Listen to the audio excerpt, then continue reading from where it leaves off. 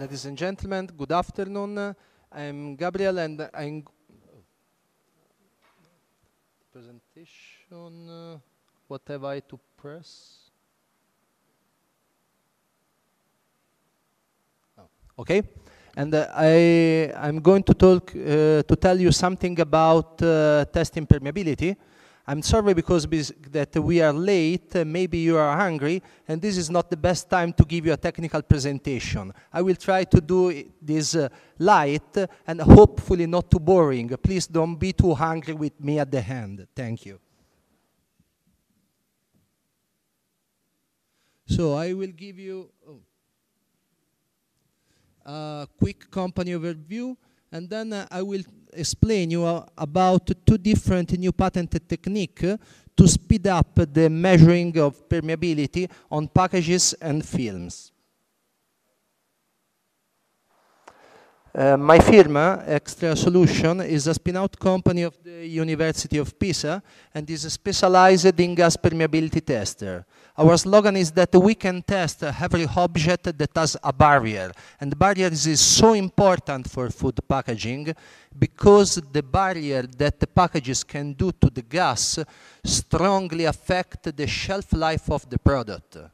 And not only this, imagine if you can calibrate the thickness of your film to give you exactly the barrier that you need, you can save material, you can save money, and you can reduce the waste.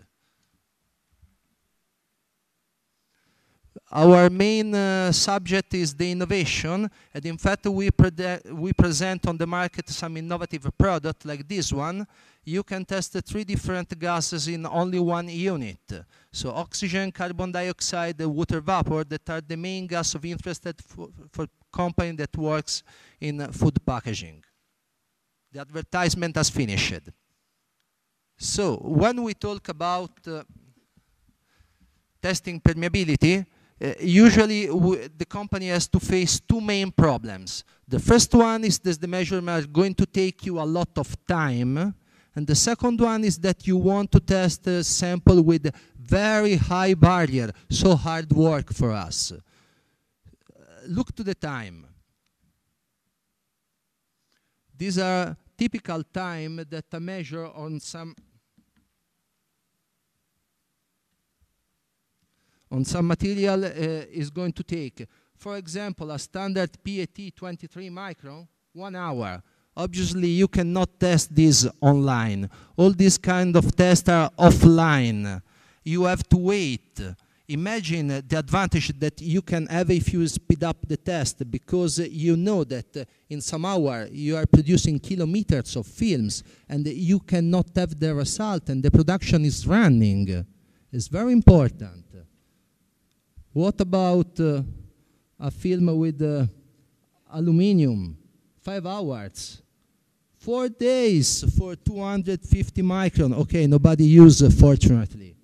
And synthetic cork for wine, 4 centimeter, 10, 20 days. I'm not joking, this is at the time. So, 2 patents. One is about the oxygen transmission rate on 3-dimensional object, packages. The norms claims that you have to run the test like this. You have to put you take your packages, you put the tubes inside, you glue it by epoxy resin, and you start to flow nitrogen inside to remove the oxygen that is present inside the package. What's happened? Imagine that is the thickness of your film. This is the side that is exposed to the air, and this is the side inside, the inner side, where you are flowing the nitrogen. On the beginning, the oxygen concentration is 21%, the concentration that you have in air, on both the sides. Then you start to flow nitrogen, and from this side, the oxygen concentration starts to decrease and go to 0.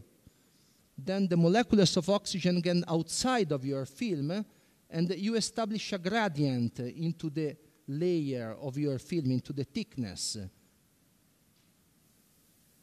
What you see is something like this. The oxygen concentration decreases and goes to the established value. Now you are the gradient established.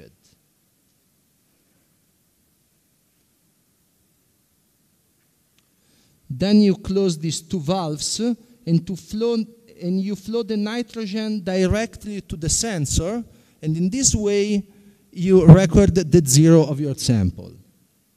And you see something like this. And the differential is the gas transmission rate.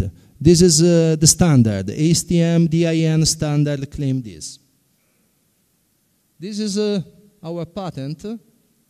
So we started to think about what's happened if we don't use atmospheric to run the test, but we use a different value of oxygen concentration. In particular, what if we use an oxygen concentration that is 42 instead of 21? That is the one that is present in the atmosphere. What's happened? Look now. This is the film. The film is in the packages, is in the atmosphere. So I have 21% of oxygen along all the thickness of my film. Then from the inner side, I start to flow nitrogen. This side, I will have the same thing than before.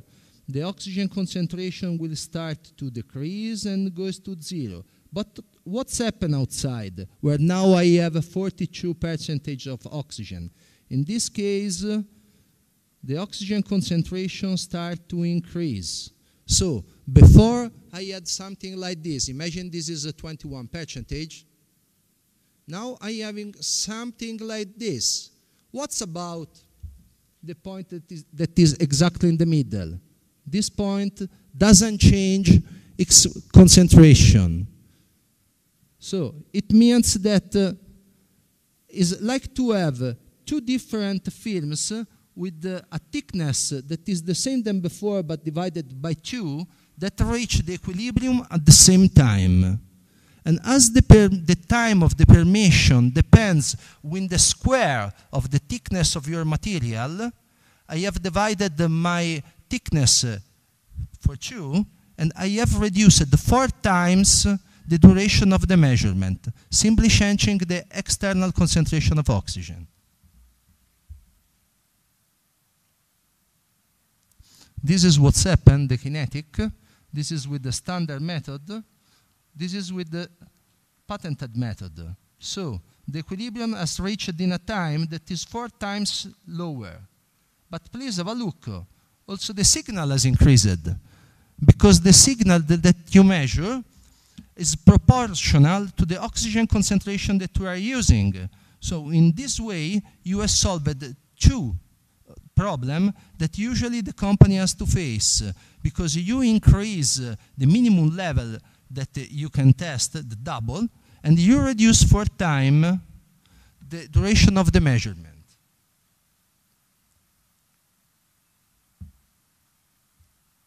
Is it possible to demonstrate with some maths that 42 is the best concentration to obtain this result? And this method works not only for monolithic materials, but also for multi-layer films. So we have only to adjust the concentration, because for multi-layer material, maybe 42 is not the best. But in any case, you will have a big reduction in time.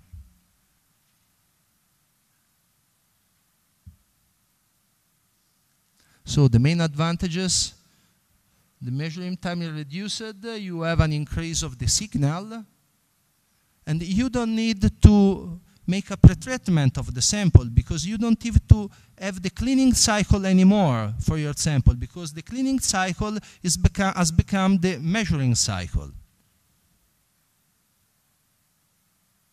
This is another one, and this is for testing the gas transmission rate to flat material. Okay? And this is for gases, not only for oxygen, different kind of gases. The norms claim that the measurement has to be done in this way. You have two chambers, and you put your sample in the middle. Then you start to flow nitrogen on both the sides to clean the sample, to remove the oxygen and the carbon dioxide that is present into the sample. You will see also in this case something like this. And then you start to flow the gas that you want to test, oxygen or carbon dioxide or something different, in the upper chamber, and the gas permeates through your sample. What's happened? The same than before. When you increase the concentration outside, immediately the external layer will increase the concentration on the surface, and then the oxygen will start to move along the thickness of your film, and on the end you will have a gradient. And you will see a graph like this. This is the gas transmission rate. These are the standard technique, very new technique. How can we work this time? As I told you, true problem, increase the signal and cut the time. To increase the signal, the easiest way is increasing the concentration of the gas that you want to test. But for films, the norms claims that you have to work at 100% of concentration. How can I get 200% of concentration? We can work on pressure, because the signal depends also on the pressure.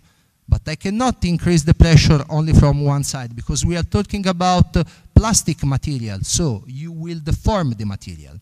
But imagine that you increase the pressure from these sides, the pressure of the gas that you want to test. And on the other side, you increase at the same value the pressure of the carrier gas. This means that the differential in total pressure between the two sides of the film will be 0.